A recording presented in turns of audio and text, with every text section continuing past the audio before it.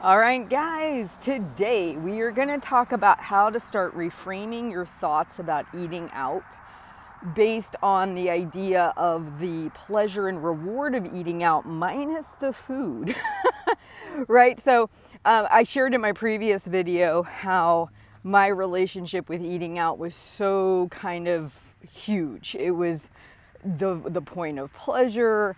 It got me out of cooking because I wasn't really into cooking at the time. It was always indulgent because it was like, oh, a break from my diet, right? A break from losing weight, so I get to indulge because I'm in a restaurant. Or on the other flip side, it was I have to put up a good front that I'm being good, so I'll order the salad and then I'll go home and binge. So restaurants for me have been a lot of work to normalize, to feel like when I walk in a restaurant, I'm not either seeking to overindulge or feeling like I have to eat super restrictive just to keep up a false pretense to then later feel resentful and overeat, right? So I had to start saying, okay, how am I going to check in with myself? Like, how do I start to think about this process differently? So one of the things I noticed was there were planned eating out moments and then unplanned eating out moments. And today we're just going to kind of focus on the unplanned eating out moments, and we'll cover the planned ones later. And I have other videos in this series about how to strategically order, meal away from home, green light restaurants. You definitely want to watch those. But here's how my thoughts started to change. I'm out, something's going on. Last minute, somebody invites me out to dinner.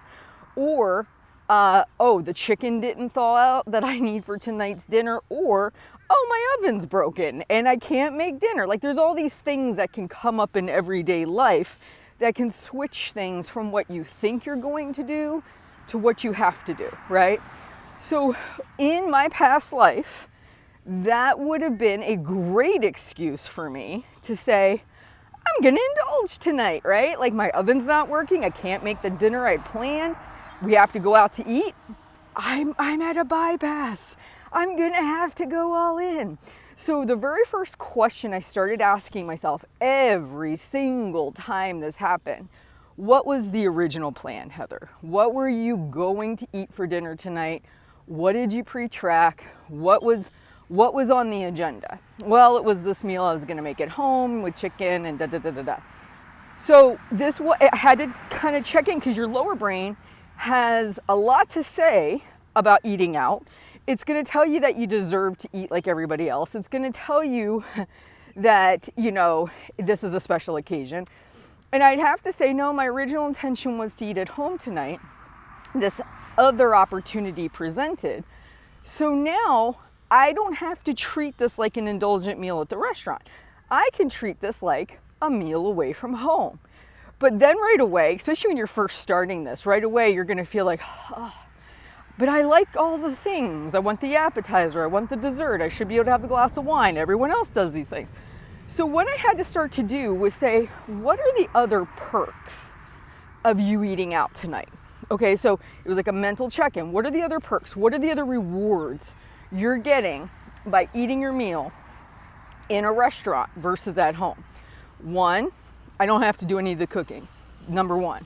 Number two, I don't have to clean up. Number three, if I was invited out last minute by a friend that was in town or somebody, I get to fully be present and talk to this person and not be distracted. Because here's the deal, like, I had hosted enough stuff at my house to know when I invite people over for dinner, I'm getting up, I'm getting stuff, checking on stuff, doing stuff, right? Do you have enough of this? Do you have enough of that? I'm playing waitress/cook.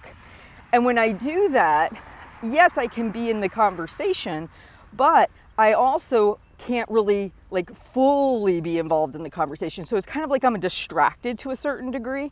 So I get to be fully present. I get to hear everything they have to say. I don't have to get up and get drinks. I don't have to do it. So it's a huge convenience to eat out, especially if it's because you're seeing somebody you haven't seen in a while. And that's a reward. Then here's another one. If you're going out with multiple people, you don't have to worry, did I make something everybody here likes? So if I invited you all over for my house for dinner and I make a lasagna and you don't like lasagna, then my kids might say, hey mom, I don't like lasagna. But you don't know if everyone's enjoying the meal because they're all eating the same thing because you prepared it. Whereas when you go to a restaurant, everyone can select what they want and it's not a big deal, right? So another reward. Somebody waiting on me. As a mom of 3 boys, I find I'm having to do a lot of the moving around, getting stuff, making sure they can get everything they need and find. So when I go to a restaurant, oh, ketchup isn't on the table, somebody else goes to get it. So that's another reward for me. And so I started to see this differently. And that really helped me a lot. Because when I would go to a restaurant before having kids and losing weight and all this, it was only about the food, really, like that was it. Like I cared about, did I get all the food I wanted? Did it taste good? I never thought about all the other stuff because really in that season of my life, I wasn't responsible for kids. I wasn't even really thinking about it that much, right? Now I have a totally different view of it. There's no cleanup, there's no food prep. I get somebody to wait on me. I can fully engage in the conversation and be present. There's a lot of other rewards that are not food-based, okay? And not to mention the fact that sometimes it's just like you're moving from something to something else, and it saves you a lot of time if you don't have to run back home, eat, and then go out to the next event. So like if I got to take kids to basketball, then I have to get my kid to this. If there's this progression in your day, it might save you a lot of time as well, right? So this is how I started to transform myself. One, I centered myself on what was my original plan for today? Why am I now having to switch to eating out? Number 2, if I treat this as a meal away from home, then what are the other benefits I am getting here that would help me feel a little less resistant to ordering a more strategic meal, a meal away from home, or go to my green light restaurant. So that way I can feel like this is a pleasant experience for me too, right? And that was a huge mental shift, and I practiced it over and over. Like I told you in the other video, this has been a 10-year work in progress because I had a lot of baggage around restaurants. So this isn't something like one day I woke up and I go, yes, I'm eating out. Someone else is cooking, someone else is cleaning. No, like there was a lot of fidgety, like, okay, this doesn't feel good. I still want to eat all the crap. I still want to have everything. Like there was a lot of that angst, okay? It doesn't just go away. But I will say this, years and years and years of practice, now I see, like I can go in a restaurant, I don't feel the angst. I feel like, this is a meal away from home. Okay, I'm gonna have the grilled salmon, I'm gonna have the asparagus, I'm gonna have the egg white omelet, I'm gonna have the English muffin. Like I kind of have my go-to, strategic meals that I order for a meal away from home. And I enjoy them. They're very satisfying. They fill me, but I don't have the same level of mental drama that I used to have. And I think that is worth its weight in gold because it was never the restaurant. It was always my thinking about the restaurant. It was my thinking about the experience. So I just want to encourage you, before you go out to eat next time, write down for you how it's a reward to eat out when it's a change of plans or something that you weren't foreseeing on the horizon. And think about when you go to that experience, like picture yourself going through the experience of eating in a restaurant. What are things that you don't have to do that are done for you that feel kind of indulgent in a way that you may not do at home, that may not happen for you at home? And write that list down. And then when you go out to eat, Uncle Bob's in town, he invited us last minute out to dinner.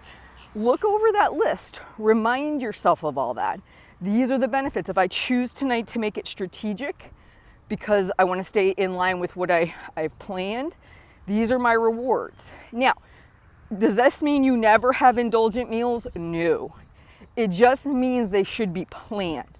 And this is where the problem is.